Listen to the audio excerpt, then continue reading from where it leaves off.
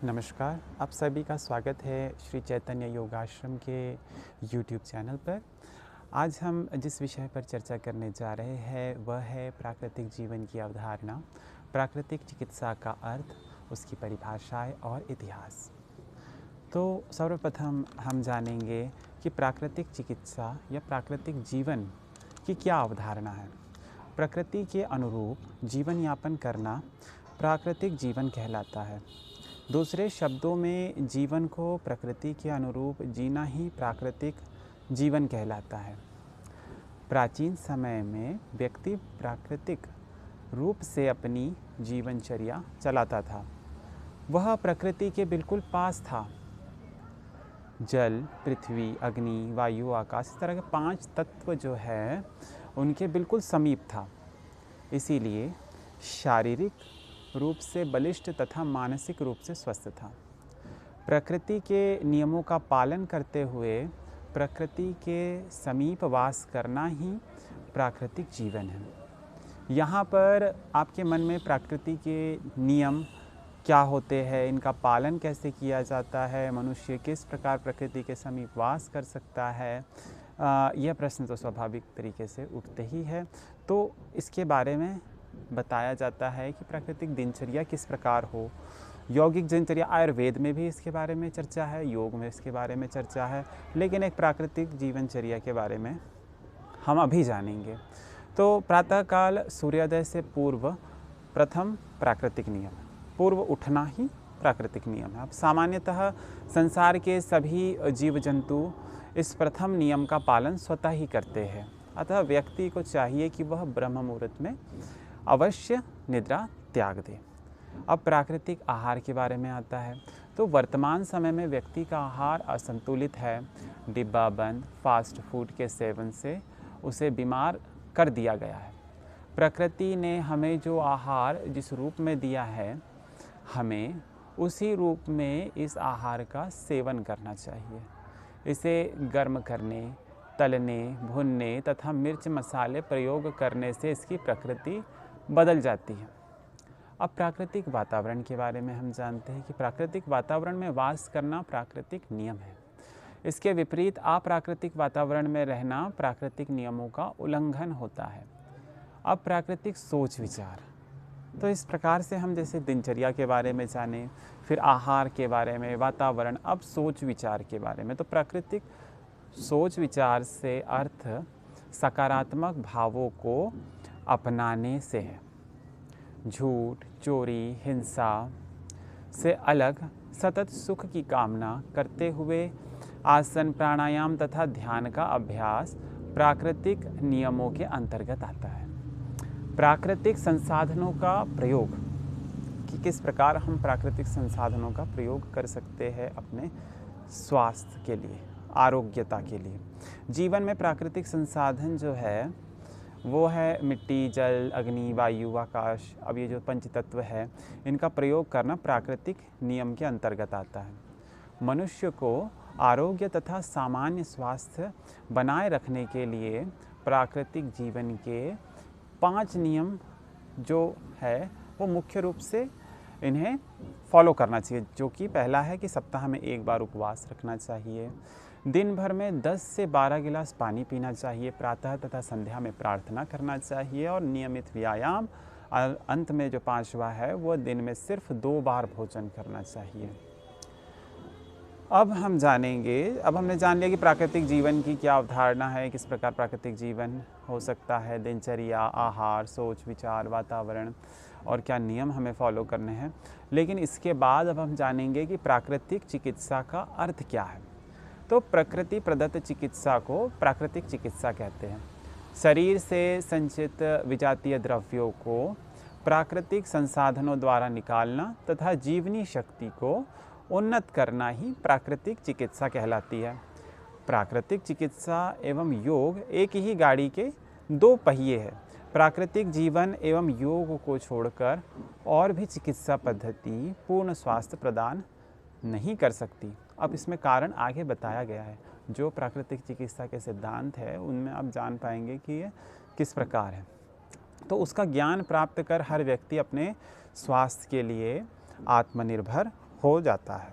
प्राकृतिक चिकित्सा सिर्फ एक चिकित्सा ही नहीं बल्कि जीवन पद्धति है। जब सभी अन्य इलाज असफल हो जाते हैं तब भी प्राकृतिक चिकित्सा में इलाज संभव है। प्राकृतिक चिकित्सा सहज, सरल और सर्वत्र है। जो एक बार प्राकृतिक चिकित्सा में इलाज ले लेता है या फिर उसके आश्रय में आ जाता है, वह उसका सच्चा अनुरागी बन जाता है। वो उससे काफ़ी जुड़ जाता है क्योंकि ये बड़ी ही सरल है, सुलभ है, सहज है। रोग जड़ से निकाला जाता है, जल्दी आराम होता है, मन में शांति और शरीर में स्फूर्ति बढ़ती है। इसमें पंच तत्वों पर मुख्य ध्यान दिया गया है, जो पृथ्वी, जल, अग्नि, वायु, आकाश के बारे में बताया गया है। तो इन पंच तत्वों की ही मुख्य चिकित्सा है, इनके ही द्वारा चिकित्सा है। तो प्राकृतिक चिकित्सा से सभी दबे रोग भी ठीक हो जाते हैं, दवाएं नहीं खानी पड़ती एवं चीर फाड़ की आवश्यकता नहीं होती।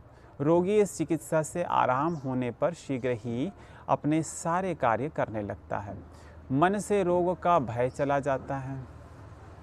प्राकृतिक चिकित्सा प्रणाली दोहरा कार्य करती है। प्रथम कार्य रोगी को शीघ्रातिशीघ्र आरोग्य प्रदान करने का काम तो करती ही है, रोग से मुक्ति तो देती है, और द्वितीय कार्य प्रशिक्षित करना, वह प्राकृतिक जीवन अपनाकर भविष्य में अपने को रोग मुक्त रख सके।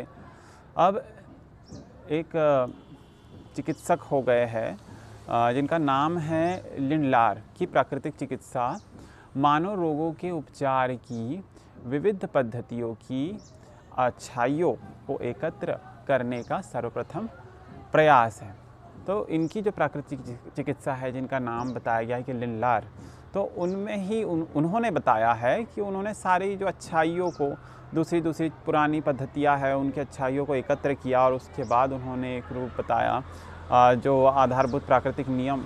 उसमें अब उन्हें क्या बताया गया है कि उन्होंने थोड़े से आधारभूत प्राकृतिक नियमों के बल पर यह अवस्था से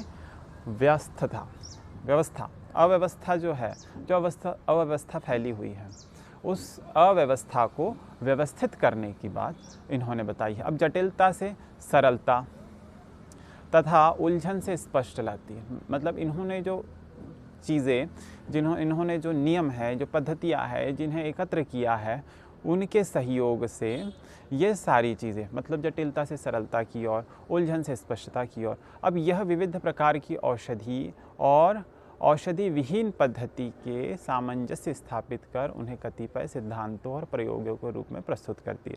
जो इनकी थ्योरी है, सिद्धांत है, जो लिंडलार के बारे में बताया जा रहा है।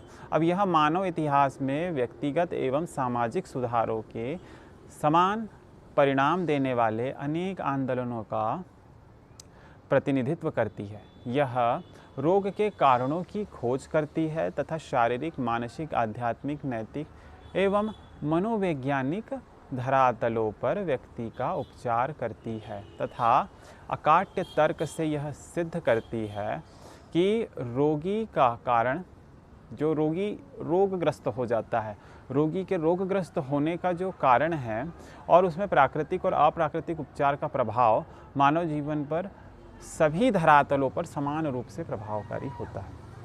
ये इनके द्वारा जो बताया गया है, जो सिद्धांत इन्होंने दिया है, वो उसके बारे में एक संक्षिप्त जानकारी दी। अब इसकी परिभाषाएं हम जान लेते हैं, क्योंकि हमने इनका परिचय जाना, प्राकृतिक चिकित्सा क्या है, किस प्रकार होती है, इसके बारे में हमने परिचय जाना। अब हम उसकी कोई परिभाषाएं जान लेते हैं। तो प्राकृतिक चिकित्सा का शाब्दिक अर्थ करने पर यह दो प्राकृतिक एवं चिकित्सा, दो शब्दों से मिलकर बना है। अब जिसका अर्थ प्रकृति द्वारा चिकित्सा से होता है। प्राकृतिक चिकित्सा से अर्थ प्राकृतिक संसाधनों से चिकित्सा करने से भी होता है। पृथ्वी, जल, अग्नि, वायु, आकाश, ये पंच जो महाभूत है, प्रकृति द्वारा प्रदत्त है। इन महाभूतों द्वारा जो चिकित्सा की जाती है, प्राकृतिक चिकित्सा कहलाती है। हमारा यह शरीर पंच तत्वों से मिलकर बना है। पृथ्वी, जल, अग्नि, वायु, आकाश, इन पंच तत्वों के संयोग से इस शरीर का निर्माण होता है। शरीर में इन तत्वों का जो योग है, जब तक समावस्था में रहता है तभी तक शरीर स्वस्थ रहता है। किंतु जब भी इन तत्वों का योग विषम हो जाता है तभी यह शरीर रोगग्रस्त हो जाता है। रोग की इस अवस्था में प्राकृतिक संसाधनों का प्रयोग कर पंच तत्वों के योग को पुनः सम बनाना ही प्राकृतिक चिकित्सा है। तो ये इसका अर्थ इन्होंने बता दिया कि ये जो शाब्दिक अर्थ है कि चिकित्सा और प्राकृतिक रूप से जो चिकित्सा की जा रही है और प्राकृतिक रूप से कैसे, पंच तत्वों के द्वारा। तो पंच तत्वों को सम अवस्था में ले आना, यही प्राकृतिक चिकित्सा है। तो प्राकृतिक चिकित्सा प्रकृति के निर्माणकारी सिद्धांतों के अनुसार शारीरिक, मानसिक, नैतिक एवं आध्यात्मिक धरातलों पर सामंजस्य के साथ मानव निर्माण की व्यवस्था है। प्राकृतिक ढंग से जीवन यापन करना ही प्राकृतिक चिकित्सा है। आकाश तत्व, वायु तत्व, अग्नि तत्व, जल तत्व तथा पृथ्वी तत्व का प्रयोग कर रोग को ठीक करने की पद्धति को प्राकृतिक चिकित्सा कहते हैं। प्राकृतिक जीवन, प्राकृतिक आहार विहार, नित्य व्यायाम, शारीरिक, आंतरिक व स्वच्छता व सफाई पर निर्भर चिकित्सा ही प्राकृतिक चिकित्सा है। तो ये अलग अलग तरीके से पंच तत्वों का भी, फिर वो आहार विहार, आचार विचार, ये सारी चीज़ें जो दिनचर्या है उन सब चीज़ों से इसे जोड़ कर देखा गया है। तो इसीलिए ये एक चिकित्सा पद्धति से ज़्यादा एक जीवनचर्या है। जीवन में जो हम प्राकृतिक रूप से सुधार लाते हैं, यही प्राकृतिक चिकित्सा के हिसाब से इन्होंने बताया। अब शरीर के 5 तत्वों के असंतुलन को जिस चिकित्सा पद्धति द्वारा पूर्णतः संतुलित किया जाता है वह प्राकृतिक चिकित्सा कहलाती है। प्रकृति के गोद में रहकर ही जीवन यापन करना प्राकृतिक चिकित्सा है। तो इस प्रकार अलग अलग, अब पूर्णतः प्रकृति पर निर्भर रहने वाली चिकित्सा ही प्राकृतिक चिकित्सा है। अब प्रकृति जो है, प्रकृति है पंच तत्वों से बनी है, अब पंच तत्वों पर निर्भर है तो वही प्राकृतिक। तो ये आसान शब्दों में प्राकृतिक चिकित्सा की परिभाषा बताई गई है। अब प्राकृतिक चिकित्सा का इतिहास हम जान लेते हैं। तो प्रकृति प्रदत्त चिकित्सा प्राकृतिक चिकित्सा कहलाती है। जब भी इस संसार का उदय हुआ होगा, पंच तत्व पृथ्वी, जल, अग्नि, वायु, आकाश अवश्य ही इस संसार में व्याप्त होंगे। अतः हम कह सकते हैं कि जितनी पुरानी प्रकृति है उतनी ही पुरानी प्राकृतिक चिकित्सा है। इसीलिए हम कह सकते हैं कि संसार की समस्त प्रचलित चिकित्सा पद्धतियों में सबसे प्राचीन चिकित्सा पद्धति कौन सी है? प्राकृतिक चिकित्सा। अगर प्राचीनतम आर्ष ग्रंथों का अवलोकन करें तो सबसे प्राचीनतम ग्रंथ वेद कहे जाते हैं। वेदों में प्राकृतिक चिकित्सा से संबंधित कई बातों का वर्णन मिलता है। तो ऋग्वेद में अग्निदेव का आवाहन करते कहा गया है कि यदग्ने स्वयमहम त्वं त्वं वा धास्वा स्वया अहम सयुष्टे सत्या दूहशिषः, ऋग्वेद में बताया गया है। तो इसका अर्थ आपको बताते हैं कि हे अग्निदेव, यदि मैं तू अर्थात सर्व समृद्धि संपन्न हो सकूं या तू मैं हो जाए तो मेरे लिए तेरे सभी आशीर्वाद सत्य सिद्ध हो जाए। तो इस तरह ऋग्वेद में अग्नि, और अग्नि को देव स्वरूप माना गया है, तो उससे उन्होंने आवाहन किया है और आवाहन करते हुए कहा गया है ऋग्वेद में। अब पृथ्वी को वेदों में ज्ञान और विज्ञान का प्रतीक माना है।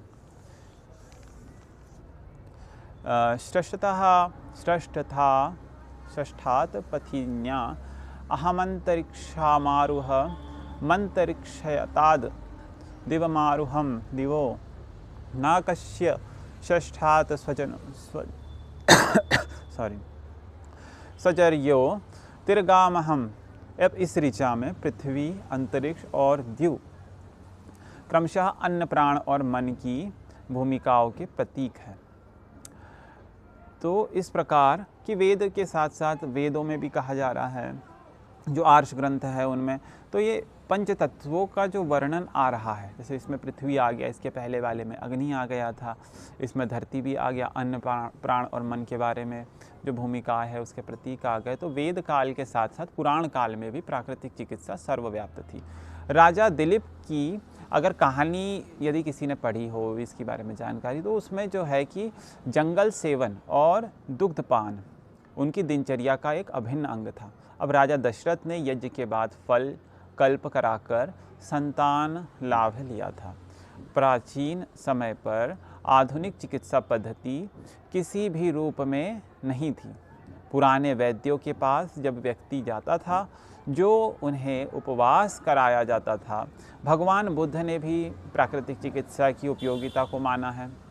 बौद्ध दर्शन की पुस्तक महाबग में भगवान बुद्ध को मिली, तो भगवान बुद्ध ने इसमें लिखा हुआ है कि ये जो पुस्तक है जो बौद्ध दर्शन से जुड़ी हुई है, बौद्धिक सिद्धांत से जुड़ी हुई है, कि लिखा है कि एक बार विषैले सर्प ने एक भिक्षु को काट लिया। अब जब इस बात की सूचना भगवान बुद्ध को मिली, तो उन्होंने कहा कि हे भिक्षुओं, मैं तुम्हें आज्ञा देता हूँ कि विषनाश के लिए चिकनी मिट्टी, गोबर, मूत्र और राख का उपयोग करो। अतः हजारों साल पुरानी यह घटना बताती है कि रोगनाश, विषनाश के लिए प्राकृतिक चिकित्सा का उपयोग प्राचीनतम समय से चला आ रहा है।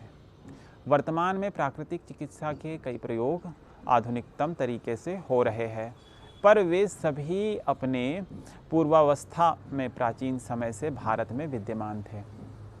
भले ही आधुनिक नाम उनके भिन्न हो, पर इनका आधार प्राचीन प्राकृतिक चिकित्सा ही है। उदाहरणार्थ, वर्तमान में water sipping, sitz bath, enema और स्टीम जो बात होती है, स्टीम बाथ के बारे में को प्राचीन समय में आचमन, जल स्पर्श, वस्ती, स्वेद स्नान कहते थे। भले ही प्राकृतिक चिकित्सा प्रणाली भारत की है, पर इस प्रणाली के पुनर्निर्माण का श्रेय पाश्चात्य देशों को भी जाता है। ईसा से कई वर्ष पूर्व हिपोक्रेट्स जो है, जिसको प्राकृतिक चिकित्सा प्रणाली का जनक कहते हैं, अपने रोगियों को नियमित रूप से सूर्य स्नान करवाता था।